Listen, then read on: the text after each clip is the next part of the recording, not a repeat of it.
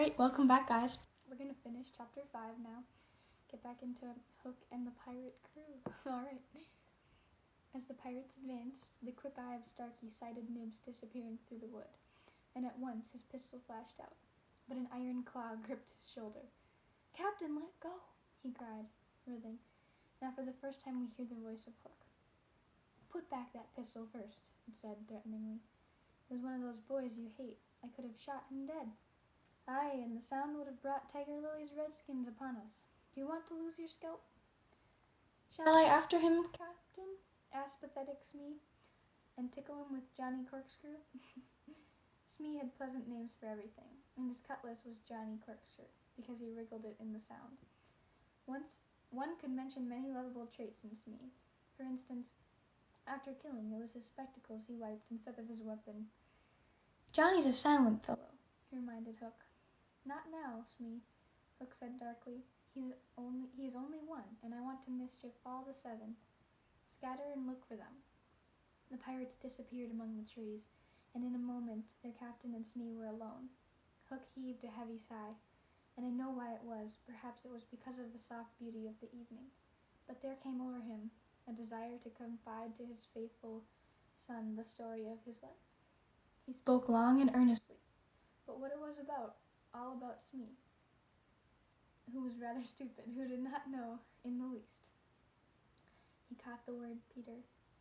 "Most of all," Hook was saying passionately, "I want their captain, Peter Pan. 'Twas he who cut my arm off." He brandished the hook threateningly. "I've waited long to shake his hand with this. Oh, I'll tear him." "And yet," said Smee, "I have often heard you say that hook was worth a score of hands for combing the hair and other homely uses." "Aye," the captain answered. "If I was a mother, I would pray to have my children born with this instead of that." And he cast a look of pride upon his iron hand and one of scorn upon the other. Then again he frowned. "Peter flung my arm," he said, wincing, "to a crocodile that happened to be passing by." "I have often," said Smee, "noticed your strange dread of crocodiles." "Not of crocodiles," Hook corrected him, "but of that one crocodile." He lowered his voice.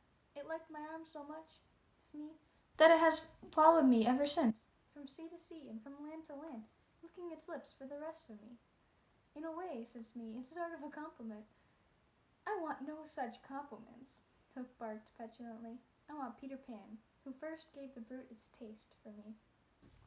He sat down on a large mushroom, and now there was a quiver in his voice. "Smee," he said huskily, "that crocodile would have had me before this, but by a lucky chance it swallowed a clock which goes tick-tick inside it, and so before it can reach me I hear the tick and bolt." He laughed, but in a hollow way. "Some day," said Smee, "the clock will run down and then he'll get you." Hook wetted his dry lips. "Aye," he said, "that's the fear that haunts me." Since sitting down he had felt curiously warm. "Smee," he said, "this seat is hot." He jumped up. "Odds, hammers and tongs, I'm burning." They examined the mushroom, which was of a size and solidarity unknown on the mainland. They tried to pull it up, and it came away at once in their hands, for it had no root. Stranger still, smoke began at once to ascend. The pirates looked at each other. "A chimney!" they both exclaimed. They had indeed discovered the chimney of the home under the ground. It was the custom of the boys to stop it with a mushroom when enemies were in the neighborhood. Not only smoke came out of it, there came also children's voices, for so safe did the boys feel in their hiding place that they were gaily chattering. The pirates listened grimly, and then replaced the mushroom. They looked around them and noted the holes in the 7 trees. "Did you hear them say Peter Pan's from home?" Smee whispered, fidgeting with Johnny Corkscrew. Hook nodded. He stood for a long time, lost in thought, and at last a curdling smile lit up his swarthy face. Smee had been waiting for it. "Unrip your plan, Captain," he cried eagerly. "To return to the ship," Hook replied slowly through his teeth, "and cook a large rich cake of a jolly thickness with green sugar on it. There can be but one room below, for there is but one chimney." The silly moles had not the sense to see that they did not need a door apiece. That shows they have no mother. We will leave the cake on the shore of the mermaid's lagoon. These boys are always swimming about there, playing with the mermaids. They will find the cake and they will gobble it up, because having no mother, they don't know how dangerous it is to eat rich damp cake. He burst into laughter, not hollow laughter now, but honest laughter. Ah, they will die. Smee had listened with growing admiration. It's the wickedest, prettiest policy I've ever heard of, he cried, and in their exultation they danced and sang, Avast, belay, when I appear. By fear they overtook. Knots left upon your bones when you have shaken claws with hook. They began the verse, but they never finished it, for another sound broke in and stilled them. It was at first such a tiny sound that a leaf might have fallen on it and smothered it, but as it came nearer it was more distinct. Tick, tick, tick, tick. Hook stood shuddering, 1 foot in the air. The crocodile, he gasped, and bounded away, followed by the sun. It was indeed the crocodile. It had passed the redskins, who were now on the trail of the other pirates. It oozed on after Hook. Once more the boys emerged into the open, but the dangers of the night were not yet over, for presently Nibs rushed breathless into their midst, pursued by a pack of wolves. The tongues of the pursuers were hanging out. The baying of them was horrible. Save me! Save me! Cried Nibs, falling on the ground. But what can we do? What can we do? It was a high compliment to Peter that at that dire moment their thoughts turned to him. What would Peter do?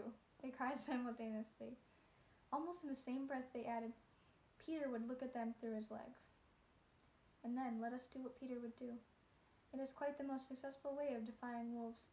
And as one boy they bent and looked through their legs. The next moment is the long one.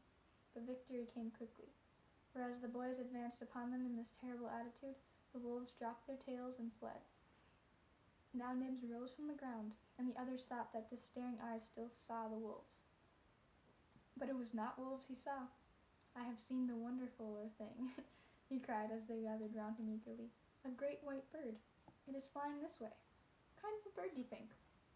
I don't know, Nibs said, awestruck. But it looks so weary, and as it flies it moans. Poor Wendy. Poor Wendy? I remember, said Slightly instantly. There are birds called Wendies. See, it comes, cried Curly, pointing to Wendy in the heavens. Wendy was now almost overhead, and they could hear her plaintive cry. But more distinct came the shrill voice of Tinker Bell. The jealous fairy had now cast off all disguise of friendship, and was darting at her victim from every direction, pinching savagely each time she touched. Hello, Tink, cried the wondering boys. Tink's reply rang out. Peter wants you to shoot the Wendy. It was not in their nature to question when Peter ordered. Let us do what Peter wishes, cried the simple boys. Quick, bows and arrows. All but Toodles popped down their trees. He had a bow and arrow with him, and Tink noted it and rubbed her little hands. Quick, Toodles, quick! She screamed. Peter will be so pleased. Toodles excitedly fitted the arrow to his bow. Out of the way, Tink, he shouted, and then he fired. And Wendy fluttered to the ground with an arrow in her chest. Oh my gosh, wow, that's exciting. Well, not in a good way, I guess, but but let's see. I hope that it's going good for you guys so far. And if you have any questions, let me know because I'd love to clarify anything. And anyway, I think we'll go on to the next book. I'm going to be starting The Tale of Peter Rabbit next for some younger readers if you guys are interested in that. So look on to the next video for that, and I hope you guys have a great day.